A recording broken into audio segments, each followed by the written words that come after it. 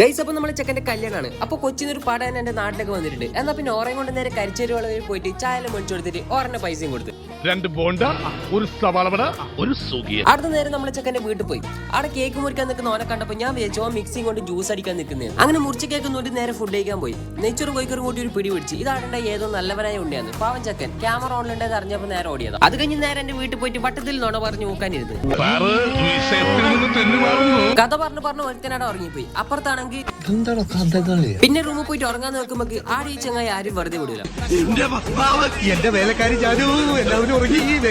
ഒന്ന് ഉറങ്ങാൻ വിചാരിച്ച് നിൽക്കുമ്പോ ഈ കുഞ്ഞിന്റെ കരച്ചിട്ട് ഫുഡ് വേണമെന്ന് പറഞ്ഞിട്ട് നെയ്ച്ചോറ് കോഴിക്കറും കഴിച്ചിട്ട് 1/2 മണിക്കൂർ പോലെ ആയിട്ടാ അപ്പൊക്കും തുടങ്ങി. അങ്ങനെ പിറ്റേ ദിവസം രാവിലെ കല്യാണ ചെക്കനെ കാണാൻ വേണ്ടിട്ട് പോയി. പിന്നെ നേരെ ഓഡിറ്റോറിയത്തിൽ പോയി. അപ്പൊക്കും നമ്മളെ ചെക്കന്റെ മാസ് എൻട്രി ആയിരുന്നു.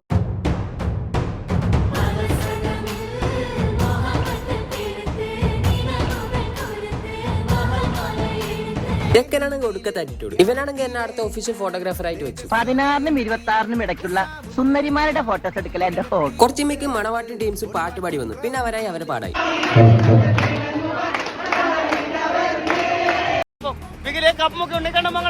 ഇതെല്ലാം കണ്ടതൊന്നും ഒരുത്തനിടെ സ്റ്റേജിലാണെങ്കിൽ കോളേജ് വിട്ട പോലെ കുറെ പിള്ളമാറും വന്നു.